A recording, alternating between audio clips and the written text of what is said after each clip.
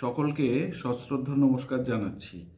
রামকৃষ্ণ মঠ বাগদা আয়োজিত রামকৃষ্ণ মিশনের 125 বছর পূর্তির বিশেষ অনুষ্ঠানে আজকের বিষয় জীবন সংগ্রামে উত্তীর্ণ হতে রামকৃষ্ণ মিশনের ভাবনায় বৃত্তিমুখী বিদ্যাদান। আমরা মহাভারতে দেখি ধর্মের সংজ্ঞা নিয়ে অনেক আলোচনা হয়েছে, অনেক বিবাদ সেখানে হয়েছে এবং সেখানে যখনই ধর্ম নিয়ে কোনো প্রসঙ্গ আসছে শেষ পর্যন্ত সিদ্ধান্ত হচ্ছে এইটি, যত ধর্ম তত জয়হা, যেখানে ধর্ম সেখানেই জয়, অধর্মের কখনো জয় হয় না। সুতরাং এই ধর্মের সংজ্ঞা কি হবে এইটি নির্ধারণ করতে গিয়ে যাজ্ঞবল্ক্য সংহিতায় আছে শ্রুতি স্মৃতি বিহিত ধর্ম তৎ অলাভে শিষ্টাচার প্রমাণম।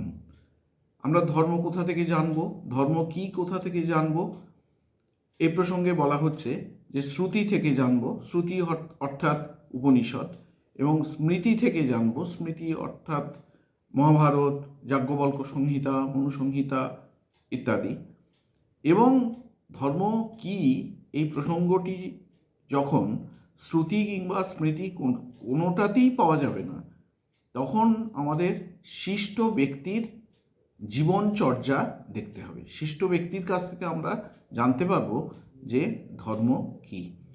এখন প্রশ্ন হচ্ছে যে শিষ্ট ব্যক্তি কারা? যাজ্ঞবল্ক্য তারও উত্তর দিচ্ছেন যে শিষ্ট পুনঃ অকাম আত্মা, যিনি সম্পূর্ণ নিষ্কাম, অকাম, কোনো ভেস্টেড ইন্টারেস্ট তার মধ্যে নেই, তিনিই হচ্ছেন শিষ্ট। তা মহাভারতে এই ধর্ম প্রসঙ্গে এইসব আলোচনা করতে করতে আরেকটি জায়গায় ধর্মের আরেকটি সংজ্ঞা দেয়া হচ্ছে যে দার্শমেতৎ ইদম ধর্মম দানমেকম ইদম যশঃ। দক্ষতাই হচ্ছে ধর্ম। আমরা যখন এই বৃত্তিমুখী শিক্ষার কথা বলছি, স্কিলের কথা বলছি, স্কিল এডুকেশনের কথা আজকের দিনে খুব করে বলা হচ্ছে, তখন মহাভারতের এই কথা যে দক্ষতাই হচ্ছে সর্বশ্রেষ্ঠ ধর্ম, এই প্রসঙ্গটি বারবার করে আমাদের মনে আসে। ভবিষ্য পুরাণের ব্রাহ্ম পর্ব, ভবিষ্য পুরাণ হচ্ছে একটি মহাপুরাণ, তার ব্রাহ্ম পর্বে বলা হচ্ছে যে বিদ্যা হচ্ছে 18টি। সেগুলো কি কি? অঙ্গানি চতুরো বেদা মীমাংসা ন্যায় বিস্তারঃ পুরাণম ধর্মশাস্ত্রঞ্চ বিদ্যা হেতাস চতুর্দশঃ আয়ুর্বেদ ধনুর্বেদ গান্ধর্বশ্চৈব তে ত্রয়ঃ অর্থশাস্ত্রং চতুর্থ তু বিদ্যা হি অষ্টদশৈব চ। বলছেন এই 18টি বিদ্যা কি না, অঙ্গানি, অঙ্গানি মানে হচ্ছে বেদাঙ্গ, 6টি হচ্ছে বেদাঙ্গ, 6, তারপরে হচ্ছে চতুর বেদা, 4টি বেদ, ঋক্ সাম যজু অথর্ব, তাহলে 6 4 হলো 10, মীমাংসা 11, ন্যায় বিস্তারঃ, ন্যায় শাস্ত্র মানে হচ্ছে 12, পুরাণম ধর্মশাস্ত্রঞ্চ, পুরাণ এবং ধর্মশাস্ত্র, তার মানে হলো 14টি বিদ্যার সন্ধান আমরা পেলাম। এছাড়া হচ্ছে আয়ুর্বেদ ধনুর্বেদ গান্ধর্বশ্চৈব তে ত্রয়ঃ, আয়ুর্বেদ, ধনুর্বেদ এবং গান্ধর্ব বিদ্যা অর্থাৎ সঙ্গীত বিদ্যা, পেন্টিং, এইসব, এর মধ্যেও সব স্কিলের কথা রয়েছে, এবং বাস্তুবিদ্যা। অর্থশাস্ত্রম চতুর্থ তু, অর্থশাস্ত্র সঙ্গে বাস্তুতন্ত্র অর্থাৎ আর্কিটেকচার, স্থাপত্যবিদ্যা, একেও ধরে নেওয়া হচ্ছে। এইভাবে 18টি বিদ্যার সন্ধান আমরা এই ভবিষ্য পুরাণে পাই। কেন এইসব কথা আমরা বলছি? এইটি প্রমাণ করবার জন্যই বলছি যে আজকের দিনে যে বৃত্তিমুখী বিদ্যার কথা আমরা বলছি, যে টেকনিক্যাল এডুকেশনের কথা আমরা বলছি, যে ভোকেশনাল এডুকেশনের কথা বলছি, এর কোনোটি প্রাচীন ভারতবর্ষে অজানা ছিল না, অপান্তেও ছিল না। এইটি প্রমাণ করবার জন্যেই এই সমস্ত কথা, মহাভারতের কথা, পুরাণের কথা আমরা উল্লেখ করছি। যাই হোক, 1893 সালে আমরা ইদানিংকালে চলে আসি, স্বামীজির সময়ে চলে আসি। 1893 সালে পেনিনসুলার জাহাজে করে স্বামীজি জাপান হয়ে আমেরিকার দিকে রওনা হচ্ছেন। এই জাপান হয়ে যখন তিনি চিকাগোর দিকে যাচ্ছেন, তখন জাহাজে জামশেদজি টাটা, পরবর্তীকালে ভারতবর্ষে শিল্প আন্দোলনের যিনি অগ্রগণ্য অন্যতম পথিকৃৎ, যার অবদানের কথা স্বীকার না করে কোনো উপায় আমাদের নেই, তিনিও স্বামীজির সহযাত্রী। এখন এই জামশেদজি টাটা তিনিও ভারতের যে প্রাচীন অধ্যাত্ম তত্ত্ব তার প্রতি যথেষ্ট শ্রদ্ধাশীল ছিলেন, এবং যখন তিনি স্বামীজির মতো একজন মহাপুরুষের সংস্পর্শে এলেন, তাদের দুজনের মধ্যে ভারতবর্ষের ভবিষ্যৎ এবং সেই ভারতবর্ষের উন্নয়ন কোন পথে হবে এই সম্পর্কে বিস্তারিত আলোচনা হয়েছে, এই কথা আমরা অনুমান করে নিতেই পারি। কেন আমরা এটি অনুমান করতে পারি? কারণ পরবর্তীকালে আমরা দেখছি যে জামশেদজি টাটা স্বামী বিবেকানন্দকে একটি চিঠি দিয়েছিলেন, এবং সেই চিঠিতে জামশেদজি টাটা বলছেন, স্বামীজিকে লিখেছিলেন একটি চিঠি, এবং সেই চিঠির ডেট হচ্ছে 1898 খ্রিস্টাব্দের 23শে নভেম্বর। জামশেদজি টাটা সেই চিঠিতে বলছেন, প্রিয় স্বামী বিবেকানন্দ, আমার বিশ্বাস আপনি জাপান থেকে চিকাগোর পথে জাহাজে সহযাত্রী রূপে আমাকে মনে রেখেছেন। ভারতে সন্ন্যাসী সুলভ ত্যাগের আদর্শের পুনর্জাগরণ, ওই আদর্শকে ধ্বংস করার পরিবর্তে যথাযোগ্য পথে চালিত করার কর্তব্য সম্বন্ধে আপনার অভিমত বর্তমান মুহূর্তে আমার বিশেষভাবে মনে পড়ছে। ভারতে বৈজ্ঞানিক গবেষণাগার স্থাপন সম্বন্ধে আমার পরিকল্পনার কথা আপনি নিশ্চয়ই শুনেছেন বা পড়েছেন। এই প্রসঙ্গে আপনার চিন্তা ও ভাবরাজির কথা আমি স্মরণ করছি। মনে হয় যদি ত্যাগব্রতী মানুষেরা আশ্রম জাতীয় আবাসিক স্থানে অনাড়ম্বর জীবন যাপন করে প্রাকৃতিক ও মানবিক বিজ্ঞানের চর্চায় জীবন উৎসর্গ করে, তাহলে তার অপেক্ষা ত্যাগাদর্শের শ্রেষ্ঠতর প্রয়োগ আর কিছু হতে পারে না। জামশেদজি পরিষ্কার করে বলছেন যে একটা আশ্রমিক জীবনের মধ্যেই একমাত্র প্রাকৃতিক এবং মানবিক বিজ্ঞান অর্থাৎ হিউম্যান সায়েন্সের ঠিক চর্চা হতে পারে। জামশেদজি আরও লিখছেন, আমার ধারণা এই জাতীয় ধর্মযুদ্ধের দায়িত্ব কোনো যোগ্য নেতা গ্রহণ করলে তার দ্বারা ধর্মের ও বিজ্ঞানের উন্নতি হবে এবং দেশের সুনাম বৃদ্ধি পাবে। আর এই অভিযানে বিবেকানন্দের তুল্য মহানায়ক কে হতে পারেন? আপনি কি এই পথে আমাদের জাতীয় ঐতিহ্যকে নবজীবন দান করার জন্য আত্মনিয়োগ করবেন? বোধহয় শুরুতে এ ব্যাপারে জনসাধারণকে উদ্দীপিত করার জন্য অগ্নিময় বাণী সম্বলিত একটি পুস্তিকা প্রচার করলেই ভালো করবেন। প্রকাশের সমস্ত ব্যয়ভার আমি সানন্দে বহন করব। শ্রদ্ধাবনত, হে প্রিয় স্বামীজি, আপনার বিশ্বস্ত জামশেদজি এন টাটা।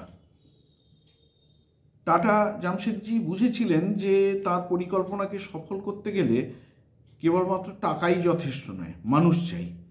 আর তার সেই মুহূর্তে মনে হয়েছিল যে মানুষকে তার এই কর্মযজ্ঞে আহ্বান করার জন্যে, আকৃষ্ট করবার জন্যে, সামিল করবার জন্যে স্বামী বিবেকানন্দের থেকে যোগ্যতর অধিনায়ক আর কেউ হতে পারেন না। আমরা পরবর্তীকালে দেখছি যে স্বামী বিবেকানন্দ ওই টাটার অনুরোধ অনুযায়ী কোনো প্যামফ্লেট ছাপিয়েছিলেন কিনা, বিতরণ করেছিলেন কিনা আমরা জানি না, তার কোনো লিখিত রেকর্ড নেই।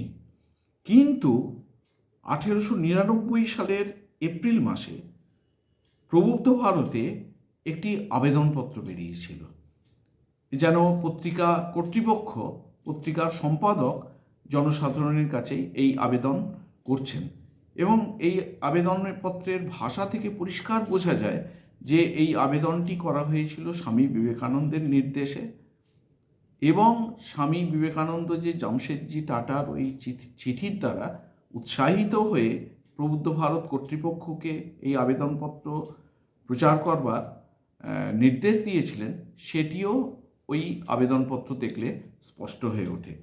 আমি ওই পত্রের কিছু অংশ পড়ে শোনাচ্ছি। স্বামীজি বলছেন, ভারতের মঙ্গলের জন্য এ পর্যন্ত যত পরিকল্পনা করা হয়েছে তাদের মধ্যে মিস্টার টাটার পোস্ট গ্র্যাজুয়েট ইউনিভার্সিটির পরিকল্পনা সবচেয়ে সময়োচিত এবং সুদূর প্রসারী। এর থেকে আর বেশি সময়োচিত এবং সুদূর প্রসারী ফলপ্রদ আর কখনো কিছু হয়েছে কিনা আমার সন্দেহ। স্বামীজি বলছেন, অর্থাৎ পরবর্তীকালে ইন্ডিয়ান ইনস্টিটিউট অফ সায়েন্স এই যে প্রতিষ্ঠিত হয়েছে, তার পেছনে স্বামীজির যে প্রত্যক্ষ প্রাণপ্রদ অনুপ্রেরণা কাজ করেছে, এতে কোনো সংশয় নেই। স্বামীজি আরও বলছেন, মিস্টার টাটার পরিকল্পনার খুঁটিনাটি বিষয়ের মধ্যে এখন প্রবেশ করা নিষ্প্রয়োজন। আমাদের পাঠকগণের সকলে নিশ্চয়ই এ সম্বন্ধে মিস্টার পাদশার প্রাঞ্জল রচনা পড়েছেন। আমরা কেবল এর পশ্চাৎবর্তী নীতির রূপটি তুলে ধরব। তারপর ওই সম্পাদকীয় আবেদনে, প্রবুদ্ধ ভারতের ওই সম্পাদকীয় আবেদনে বলা হচ্ছে, যদি ভারতকে বাঁচতে ও উন্নতি করতে হয়, যদি পৃথিবীর মহান জাতিসমূহের মধ্যে ভারতীয় জাতিকে স্থান লাভ করতে হয়, তাহলে প্রথমেই খাদ্য সমস্যার সমাধান করতে হবে। আর এই তীব্র প্রতিযোগিতার দিনে ওই সমস্যার সমাধান একমাত্র হতে পারে মানব জাতির প্রধান দুই অন্নদাতা কৃষি ও বাণিজ্যের সম্মিলনে আধুনিক বিজ্ঞানের অনুপ্রবেশের দ্বারা। খুব সুদূর প্রসারী অন্তর্দৃষ্টির পরিচয় আমরা এই আবেদনের মধ্যে পাই। কারণ আমরা পরবর্তীকালে দেখব, যখন মহাত্মা গান্ধীর নেতৃত্বে ভারতের জাতীয় গণ আন্দোলন সংগঠিত হচ্ছে, মহাত্মা গান্ধী পরিষ্কারভাবে গ্রামীণ অর্থনীতির পুনর্জাগরণ চান এবং কোনোভাবেই ভারী শিল্পের ক্ষেত্রে যে বিনিয়োগ করা হোক সেটির সম্পূর্ণ বিরুদ্ধে। মহাত্মা গান্ধী চান যে ক্ষুদ্র এবং কুটির শিল্প সঞ্জীবিত হবে, গ্রামীণ অর্থনীতি শক্তিশালী হবে এবং ভারতকে শক্তিশালী করে তোলার জন্য শিল্পোন্নয়নের কোনো প্রয়োজন নেই, ভারতীয় ভারী শিল্পের উন্নয়নের কোনো প্রয়োজন নেই। স্বামীজি কিন্তু এই দিক থেকে কোনো একপেশে দৃষ্টিভঙ্গি গ্রহণ করছেন না। মহাত্মা গান্ধীর ওইসব কথা বলার অনেক আগে স্বামীজি বলছেন যে ভারতকে যদি উন্নতি করতে হয়, কৃষিরও উন্নয়ন করতে হবে, শিল্পেরও উন্নয়ন করতে হবে। এই দুই উন্নয়নের মধ্যে একটি ভারসাম্য থাকা দরকার। পরবর্তীকালে আমরা দেখব যে স্বামীজির এই চিন্তাধারা তার ভাবশিষ্য নেতাজি সুভাষচন্দ্র বোসের মধ্যে সঞ্চারিত হয়েছিল এবং নেতাজি সুভাষচন্দ্র বসু ভারত যখন স্বাধীন হবে, সেই ভারত কোন অর্থনৈতিক পন্থা অবলম্বন করবে ইত্যাদি সম্পর্কে তার মতামত প্রকাশ করেছিলেন। তখন তিনি ওই স্বামীজির মতই অনুসরণ করেছিলেন, তার প্রতিধ্বনি করেছিলেন, আমরা দেখতে পাই। ওই প্রবুদ্ধ ভারতের সম্পাদকীয় আবেদনে আরও বলা হচ্ছে যে এখন প্রতিদিন আধুনিক মানুষ যে হারে চতুর কলাকৌশল বাড়িয়ে যাচ্ছে, তার সঙ্গে প্রতিযোগিতায় পুরানো পদ্ধতি কদাপি টিকতে পারবে না। একবারে স্বামীজি প্রফেট, তো অনেক দূর পর্যন্ত তিনি দেখতে পান। তিনি দেখছেন যে ওই ক্ষুদ্র কুটির শিল্প, গ্রামীণ অর্থনীতি, কৃষি অর্থনীতির পুনর্জাগরণ সব সত্য, সবটার দরকার আছে, কিন্তু সেটাকেই যদি আমরা এই গ্রামীণ অর্থনীতির উন্নয়নকেই আমরা আমাদের একমাত্র মূলধন করি at the cost of industrial development, তাহলে আমাদের ক্রমাগত বিশ্ব অর্থনীতিতে, আন্তর্জাতিক রাজনৈতিক মানচিত্রে পিছনের সারিতে চলে যেতে হবে। ওই জন্যই প্রবুদ্ধ ভারতের সম্পাদকীয় আবেদনে বলা হচ্ছে, এখন প্রতিদিন আধুনিক মানুষ যে হারে চতুর কলা কৌশল বাড়িয়ে যাচ্ছে, তার সঙ্গে প্রতিযোগিতায় পুরানো পদ্ধতি কদাপি টিকতে পারবে না। যারা সবচেয়ে কম শক্তি ও অর্থ ব্যয় করে প্রকৃতির কাছ থেকে সবচেয়ে বেশি আদায় করে নিতে না পারবে, তাদের পক্ষে দ্বার রুদ্ধ। পতন ও বিনাশী তাদের নিয়তি, কোনো অব্যাহতি নেই। তারপর আরও কিছু কথা বলে ওই আবেদনে আবার বলা হচ্ছে, পুনর্বার বলছি, আধুনিক ভারতে সমগ্র জাতির মঙ্গল সম্ভাবনায় আকীর্ণ এই ধরনের আর কোনো পরিকল্পনা উপস্থিত করা হয়নি। সুতরাং সমস্ত জাতি যেন শ্রেণী ও সম্প্রদায়গত ক্ষুদ্র স্বার্থের উপরে উঠে পরিকল্পনাটিকে সফল করবার জন্য আত্মনিয়োগ করেন। আমি ব্যক্তিগতভাবে মনে করি, আমরা সংঘগতভাবে মনে করি যে প্রবুদ্ধ ভারতের এই সম্পাদকীয় আবেদন, যেটি স্বামীজির নির্দেশ অনুসারে পরিকল্পিত হয়েছিল, সেটি ভারতের ছাত্রীদের বৃত্তিমুখী বিদ্যাদানের প্রথম দার্শনিক উদ্যোগ, ভাবগত উদ্যোগ, একথা বললে খুব একটা অত্যুক্তি হয় না। স্বামীজি আমাদের যখন বেলুড় মঠের নিয়মকানুন তৈরি করেছিলেন, তখন এই শিল্পোন্নয়নের কথা খুব স্পষ্টভাবে সেখানে বলছেন যে তেজি অসাং নদোষায় বহ্নে সর্বভুজো যথা, শ্রীমদ্ ভাগবতের দশম স্কন্ধের 33 নম্বর অধ্যায় থেকে তিনি কোট করছেন। বলছেন যে তেজিয়ান ব্যক্তির কোনো দোষ হয় না, কারণ তেজিয়ান ব্যক্তি কে? যিনি পবিত্র, যিনি নিঃস্বার্থ এবং যিনি বিদ্বান। এই নিঃস্বার্থতা, পবিত্রতা এবং বিদ্যাবত্তা যার মধ্যে সম্মিলিত হয়েছে, তিনিই হচ্ছেন তেজি ব্যক্তি। তিনি যেটি করেন, বুঝতে হবে তার পেছনে তার ব্যক্তিগত কোনো কায়েমি স্বার্থ নেই। তিনি যেটি করেন সেটি সমগ্র মানুষের, মানব জাতির, মানবতার মঙ্গলের জন্য। সুতরাং এই রকম কোনো ব্যক্তি যদি ভারতবর্ষে শিল্পোন্নয়নের স্বার্থে, অর্থাৎ গণস্বার্থে, এই বৃত্তিমুখী শিক্ষা, প্রযুক্তিগত শিক্ষা ইত্যাদির প্রসার কল্পে আত্মনিয়োগ করেন, তাহলে সেটি সফল হতে বাধ্য।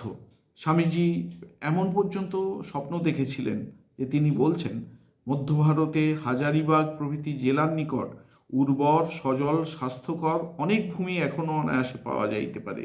ওই প্রদেশে এক বৃহৎ ভূমিখণ্ড লইয়া তাহার উপরে একটি বৃহৎ শিল্প বিদ্যালয় ও ধীরে ধীরে কারখানা ইত্যাদি খুলিতে হইবে। অন্নাগমের নূতন পথ যেমন আবিষ্কৃত হইতে থাকিবে, লোক তেমনি উক্ত উপনিবেশে আসিতে থাকিবে। তখন তাহাদিগকে যে প্রকারে গঠিত করিবে, সে প্রকারেই গঠিত হইবে। আমরা পরবর্তীকালে দেখতে পাচ্ছি যে দণ্ডকারণ্য প্রজেক্ট করে উঠছে। তারপর আমাদের এখন যেটি ঝাড়খণ্ড, আগেরকার বিহার, সেখানে জামশেদজি টাটার স্বপ্নের শিল্পনগরী সেখানে গড়ে উঠছে, আমরা দেখেছি। এবং এখনকার যে ভারতবর্ষ, সেই ভারতবর্ষ তো কোনো প্রশ্নই নেই যে একদম স্বামীজির আদর্শ অনুসরণ করে একদম শিল্পোন্নয়ন এবং সঙ্গে সঙ্গে কৃষির উন্নয়ন এবং কৃষির আধুনিকীকরণ, এর মধ্যে একটা অভূতপূর্ব ভারসাম্য আজকের ভারতবর্ষে আমরা দেখতে পাচ্ছি। অন্তত তত্ত্বগতভাবে এটি সকলেই মেনে নিয়েছেন। এবার সেটিকে প্রয়োগের প্রশ্ন, যেখানে যতটুকু সামর্থ্য আছে প্রয়োগ করার চেষ্টা করা হচ্ছে। অন্তত এই প্রয়াসের কোনো খামতি নেই, এটুকু আমরা বলতেই পারি। স্বামীজি বলছেন যে চাই ওয়েস্টার্ন সায়েন্সের সঙ্গে বেদান্ত, আর মূলমন্ত্র ব্রহ্মচর্য, শ্রদ্ধা আর আত্মপ্রত্যয়। চাই স্বাধীনভাবে স্বদেশী বিদ্যার সঙ্গে ইংরেজি আর সায়েন্স পড়ানো। চাই টেকনিক্যাল এডুকেশন। চাই যাতে ইন্ডাস্ট্রি বাড়ে, লোকে চাকরি না করে 2 পয়সা করে খেতে পারে। তার সেই স্বপ্ন আজ সফল হওয়ার পথে। স্বামীজি আরও বলছেন, আমরা চাই বা না চাই, পাশ্চাত্যের সংঘবদ্ধ কার্যপ্রণালী ও বাহ্য সভ্যতার ভাব আমাদের দেশে প্রবেশ করে গোটা দেশকে ছেয়ে ফেলবার উপক্রম করছে। বলছেন আমরা চাই না চাই, পাশ্চাত্যের শুধু পাশ্চাত্য সভ্যতা, পাশ্চাত্য সংস্কৃতির কে শুধু গালাগাল করলে তো হবে না। আমরা চাই বা না চাই সেটা ইতিমধ্যেই ছেয়ে ফেলছে। এটাই হচ্ছে নিয়তি, এটাই হচ্ছে ভবিতব্য। তাহলে এই অবস্থায় আমরা কি করব? আমরা কি একদম এই পাশ্চাত্য সংস্কৃতির প্রভাবের কাছে সম্পূর্ণভাবে আত্মসমর্পণ করব, না আমরা দাঁড়িয়ে দাঁড়িয়ে পাশ্চাত্য সভ্যতার সমালোচনা করে যাব আর এদিকে ক্রমাগত পিছিয়ে পড়তে থাকব? এখানে আমাদের দায়িত্ব কি হবে? স্বামীজি বলছেন, আমরা চাই বা না চাই পাশ্চাত্যের সংঘবদ্ধ কার্যপ্রণালী ও বাহ্য সভ্যতার ভাব আমাদের দেশে প্রবেশ করে গোটা দেশকে ছেয়ে ফেলবার উপক্রম করেছে, তেমনি ভারতীয় ধর্ম ও দর্শন পাশ্চাত্য দেশকে প্লাবিত করবার উপক্রম করছে। কেউই এর প্রতিরোধ করতে পারবে না। আমরাও জড়বাদী সভ্যতার প্রভাব সম্পূর্ণভাবে প্রতিরোধ করতে পারবো না। সম্ভবত কিছু কিছু বাহ্য সভ্যতা আমাদের পক্ষে মঙ্গলকর, পাশ্চাত্য দেশের পক্ষে আবার সম্ভবত একটু আধ্যাত্মিকতারও প্রয়োজন। তাহলে উভয়েরই সামঞ্জস্য রক্ষা করতে হবে। আমাদের যে পাশ্চাত্য দেশ থেকে সব কিছু শিখতে হবে বা পাশ্চাত্যকে আমাদের কাছে সব কিছু শিখতে হবে তা নয়। আমাদের কাছ থেকে পাশ্চাত্য শিখবে, পাশ্চাত্যের কাছ থেকেও আমরা শিখব। ওই দিবে আর নিবে, মিলাবে মিলিবে, যাবে না ফিরে।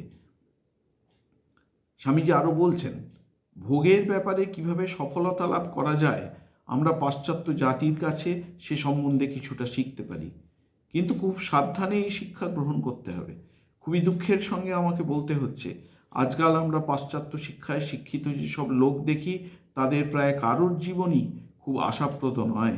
এখন আমাদের একদিকে প্রাচীন হিন্দু সমাজ, অন্যদিকে আধুনিক ইউরোপীয় সভ্যতা।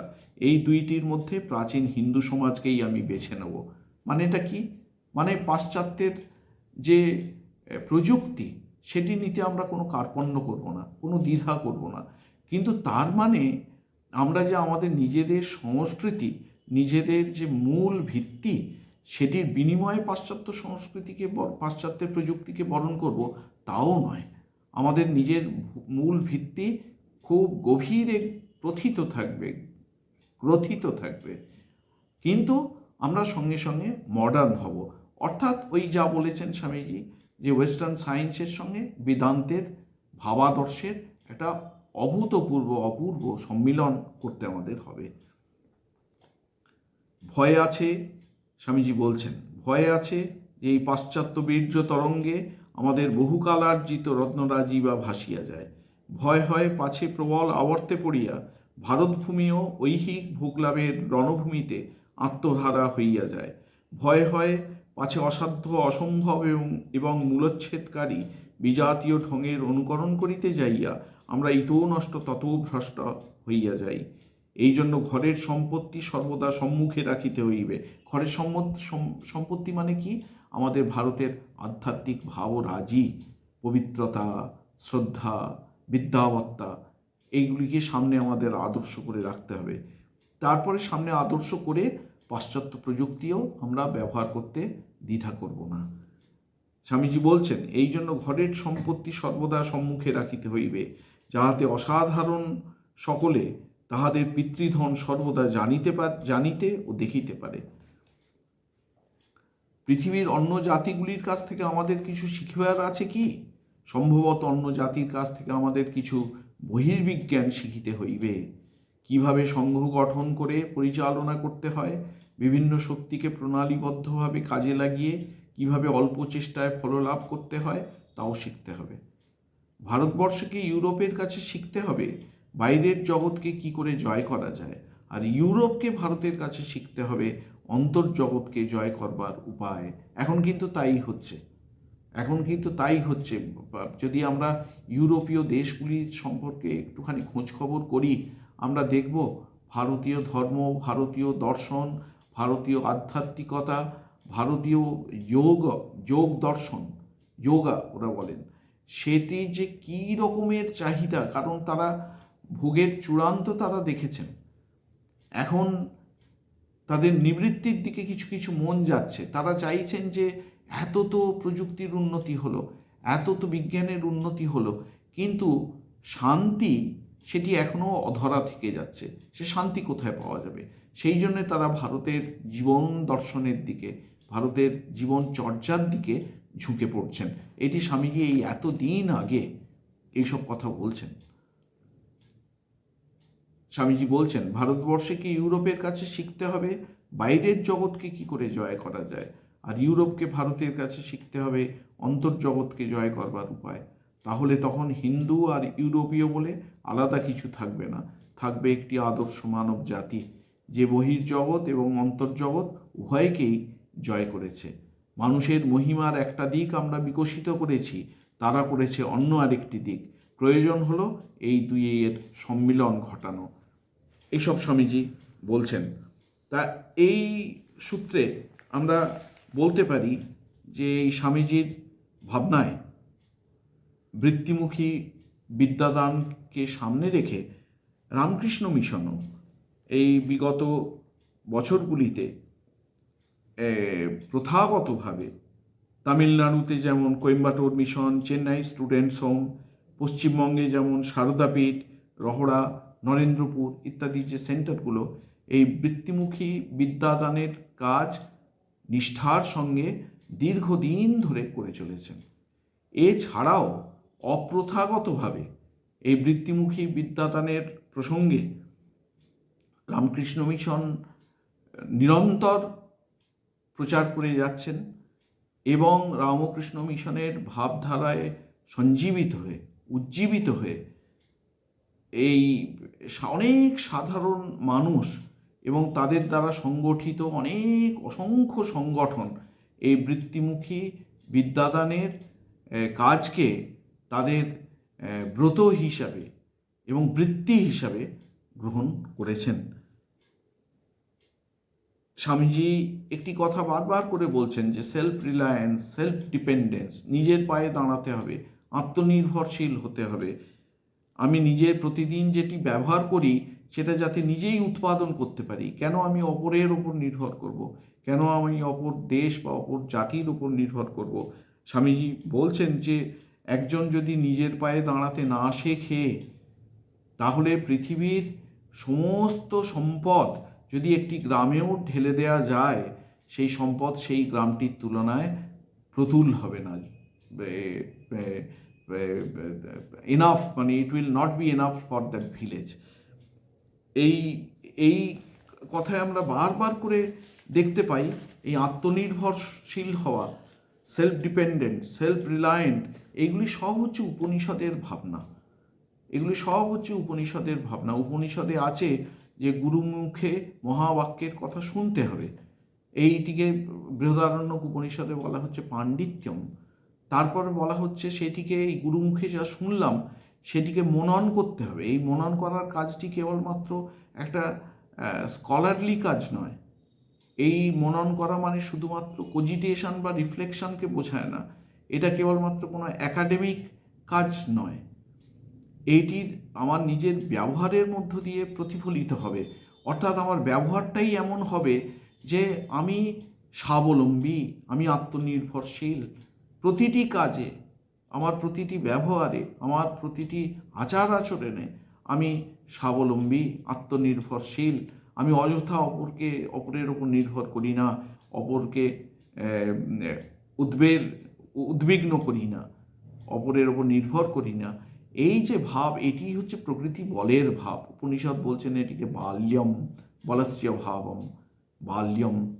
এইটি আসবে একমাত্র আধ্যাত্মিকভাবে যদি কেউ স্বনির্ভর হয়, তখন বৃত্তিগতভাবেও স্বনির্ভরতা অটোমেটিক্যালি আসবে। এটিই হচ্ছে রামকৃষ্ণ সংঘের বৃত্তিমুখী বিদ্যাদানের মর্মকথা। আমরা সকলে শ্রী ভগবানের কাছে এই প্রার্থনা করি যে এই বৃত্তিমুখী বিদ্যাদানের যে আদর্শ সম্পর্কে আমরা এতক্ষণ খুব সংক্ষেপে অনুধ্যান করবার চেষ্টা করলাম, আমরা নিজ নিজ সামর্থ্য অনুসারে তাতে যেন আমাদের নিজেদের অবদান রাখতে পারি। এই কথা বলে আমি সকলকে আমার সশ্রদ্ধ নমস্কার জানিয়ে শেষ করছি। নমস্কার।